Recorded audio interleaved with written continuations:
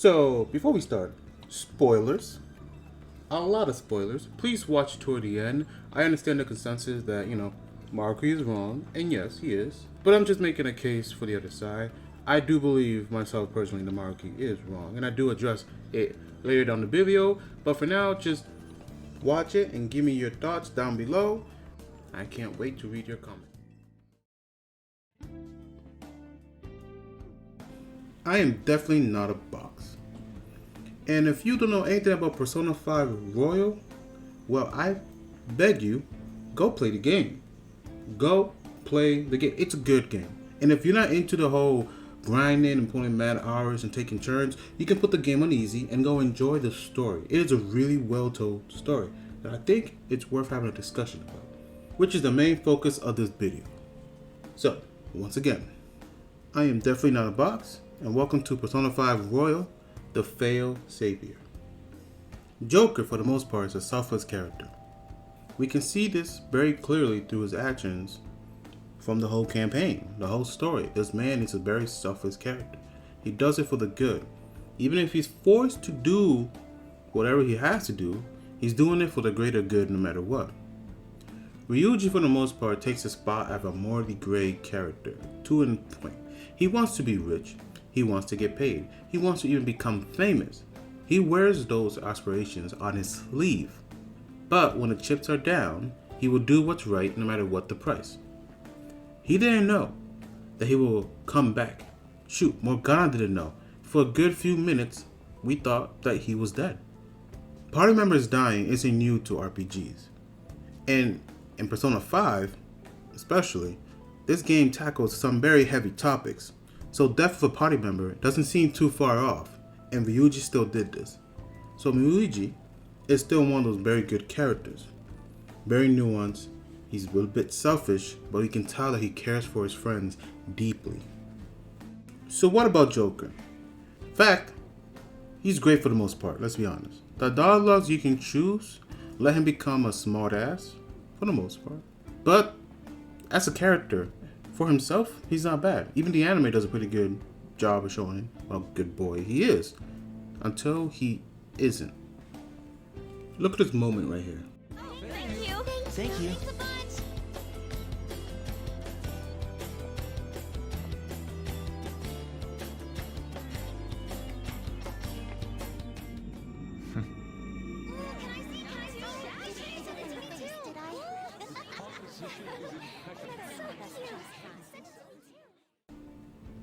Look at this moment. Everyone around him is happy, yet he's sour. He seems mad. Why? Let me explain. Throughout the game, you make great effort to go through the challenges along the way. Each party member has to awaken the persona, and that comes with a sense of growth, a sense of ready to take action, gaining resolve, or learning something about yourself. We didn't see Haru get her persona, but we assume she gained the strength to, fight her father, go against her father. The power to rebel. And we even get a confirmation about this because she gets her own scene, even though she doesn't really need it because she already has a persona. Side note, I believe the scene was shoehorned here to make it look like she's not just an afterthought of the party, but she really feels like an afterthought of the party, given how little you do with her. Back to the main topic. The Phantom Thieves of Heart are against a group in the shadows, but more importantly, they are against the idea of abuse of power and corruption. Everyone but Morgana is a victim to it. Even Akechi, if you don't believe it, he is a product of the abuse of power and corruption.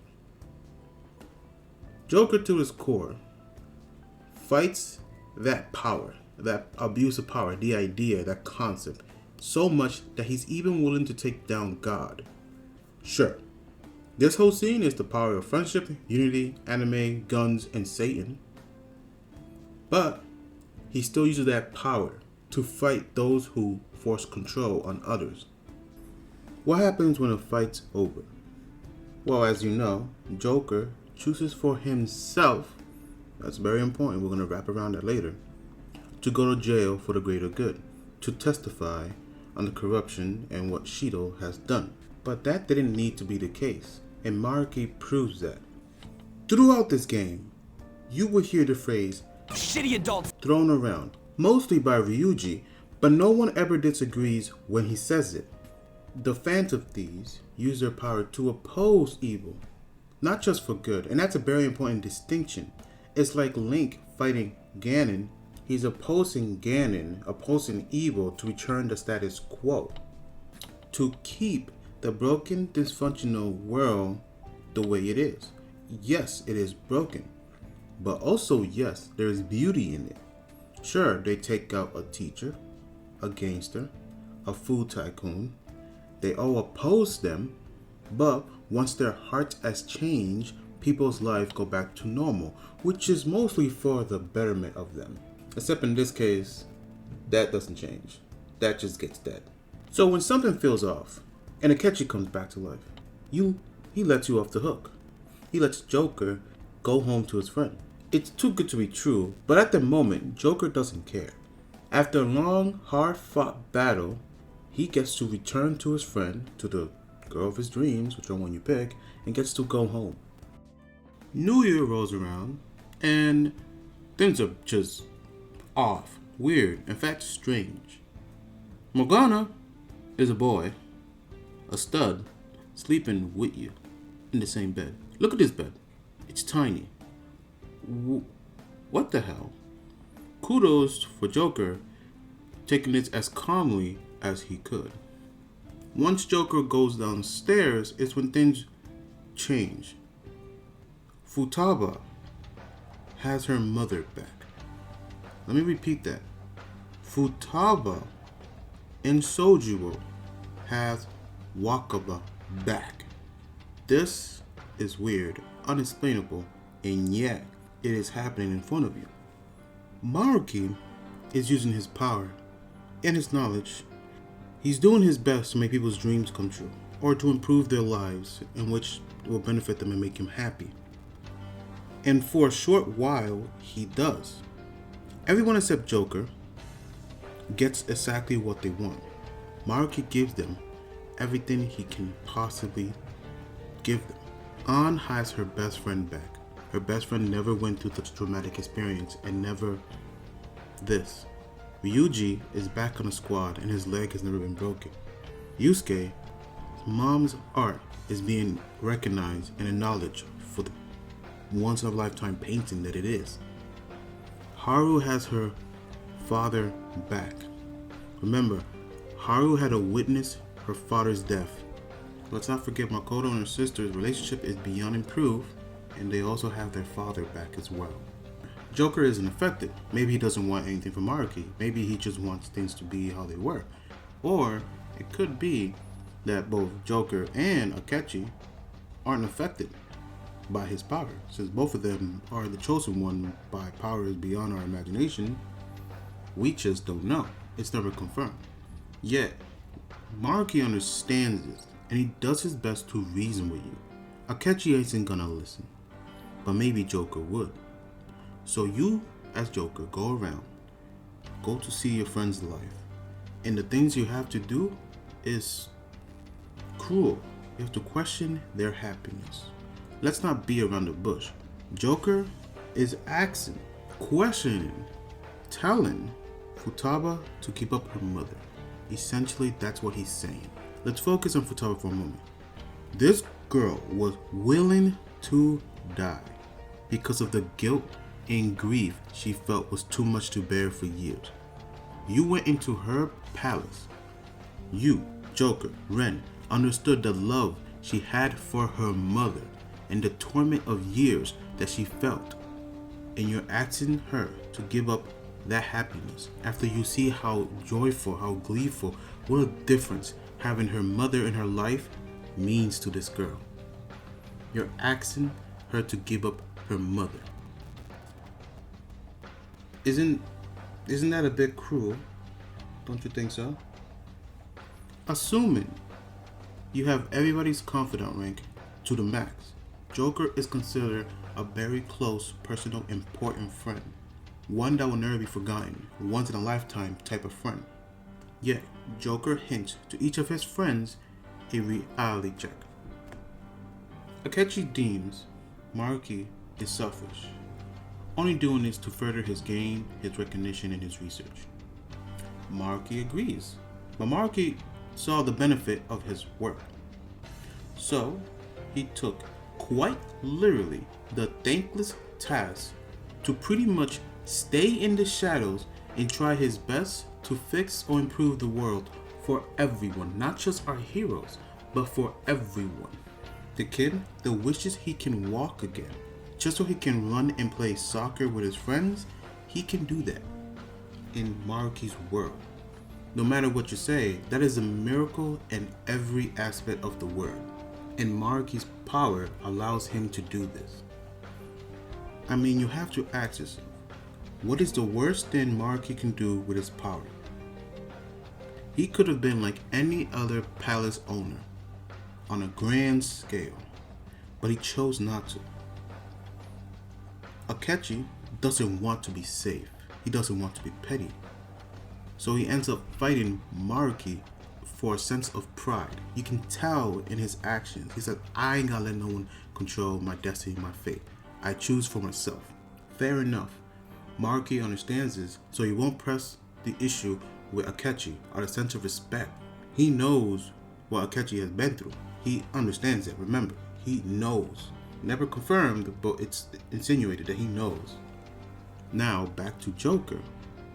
Maruki can only give Joker two possible things that he wants.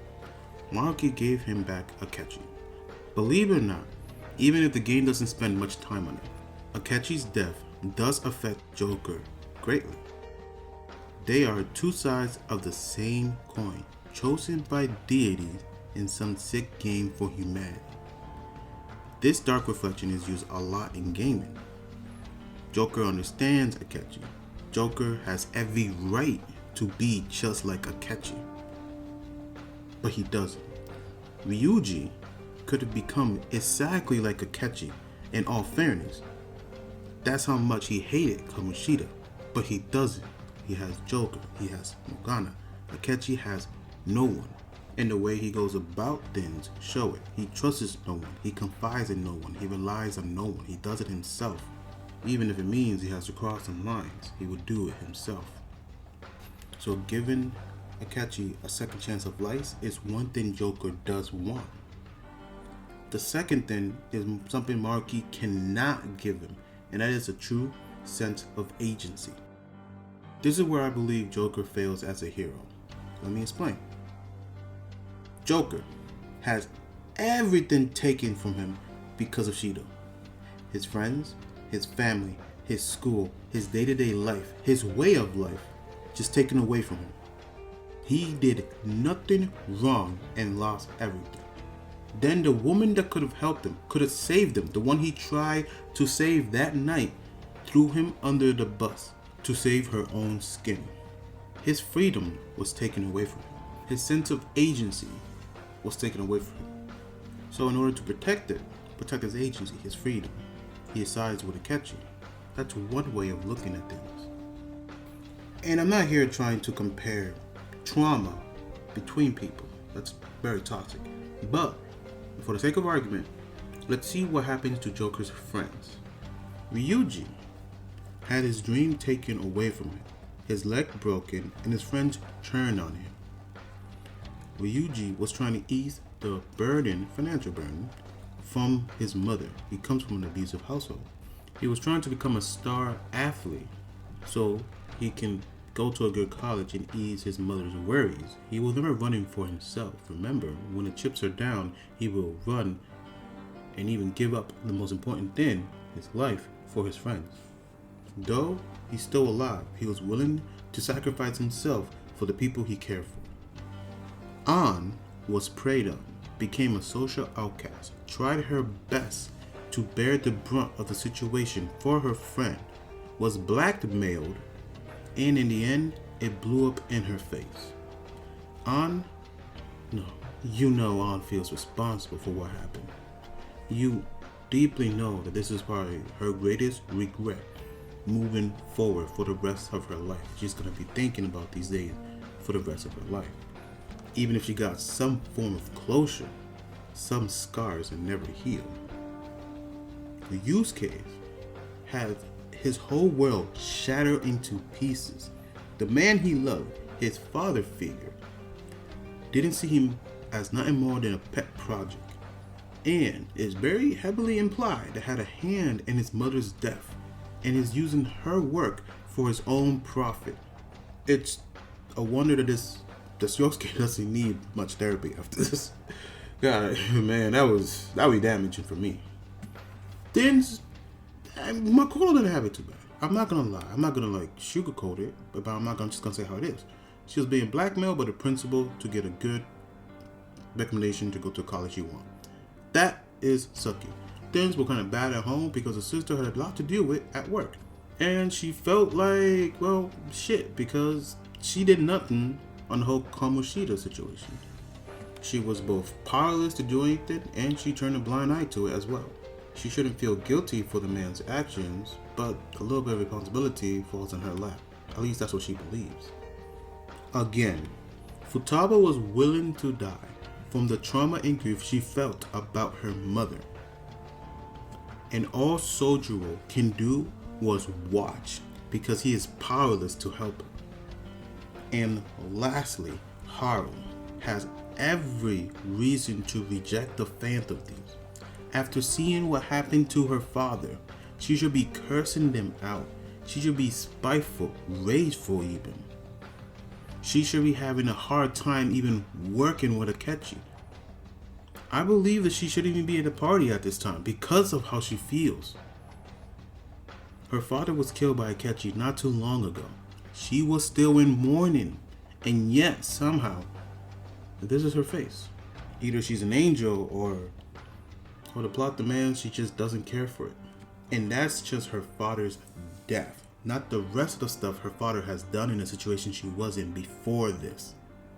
Hearing everything the fantasy's been through, even if you feel that Maruki, his actions, what he's doing is wrong, you cannot deny that the Phantom Thieves are in a better place because of it. You can also argue that Joker's in a better place because of it as well. He's no longer in jail. Shoot, you can even say Akechi got what he wanted in the end of the day. He got to testify against his father to put him in jail and destroy this man's career. Honestly, his whole world has been destroyed. Look, I'm not going to hammer the point any more than it needs to be. I believe Persona 5 Royal Edition should give us a false ending. Just hear me out, please. Just, if you're going to click off soon, just hear me out.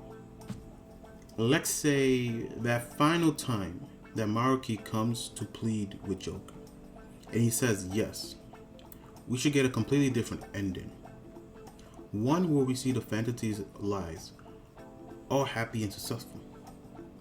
There should be maybe 15, 20 years later down the line. Joker is working in a block as we see the picture of a group next to a picture of Morgana, and he's cleaning a picture of Sojiro. We're here on the news, on our tragedy, and while Joker is cleaning, he has to answer the phone. It's Akechi.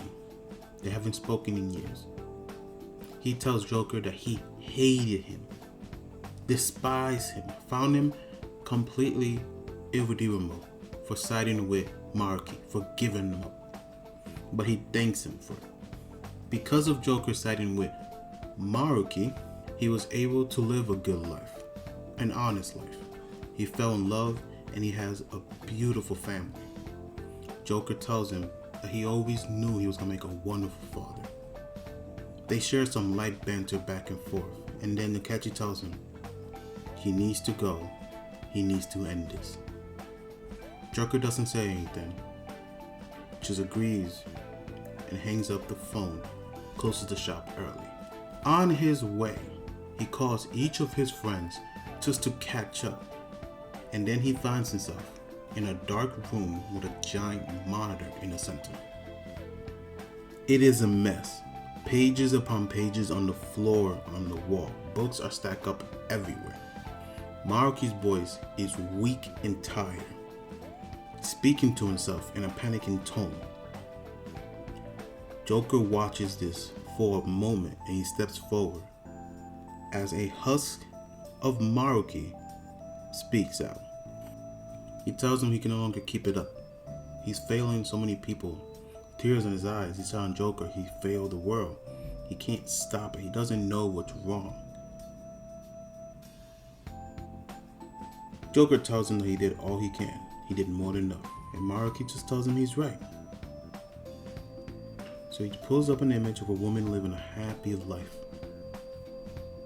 Maruki's love interest. Joker raises his gun and is surprised that the fantasy outfit is no longer on him. And Maruki tells him you were never an enemy. I was just a bit foolish back then. The screen fades to black and all you hear is a gunshot. And you return to your last safe the day before Maruki comes in that last time to plead his case that last time. And I believe Persona 5 Royal Edition is just missing an ending like this. It doesn't have to be this specific thing that I just said.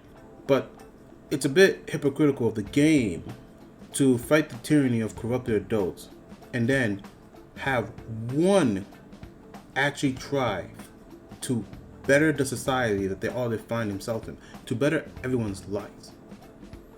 The person who has terminal cancer, not anymore, not in Maruki's world. And then just to oppose that immediately. I believe that's kind of foolish of the game.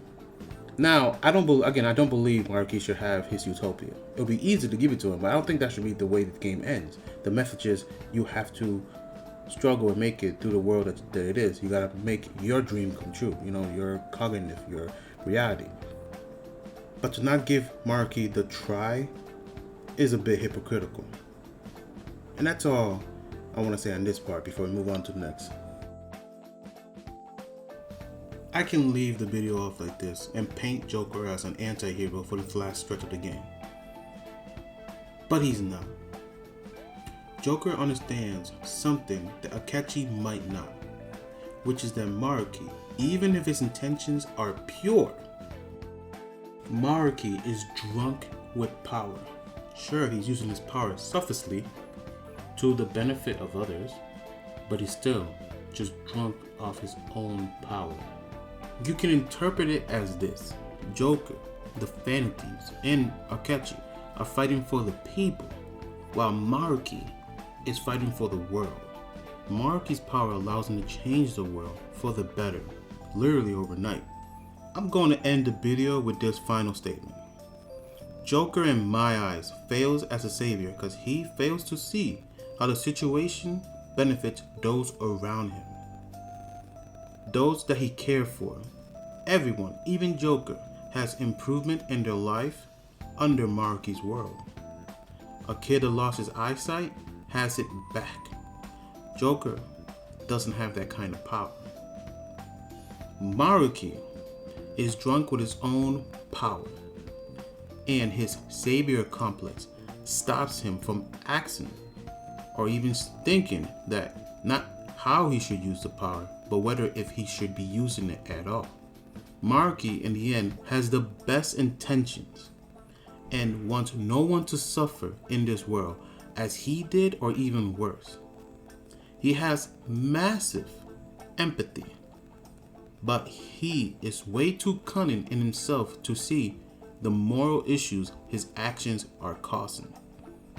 I didn't focus on Maruki at all in this video because the game does a really good job in showing you the problems or the moral dilemmas his actions bring into question. He's thinking too long term to see the issues here. In the end of the day, Maruki is a failed savior because he cannot save the people from the cruelty of the world, of the cold reality they find themselves in. He can only help them run away.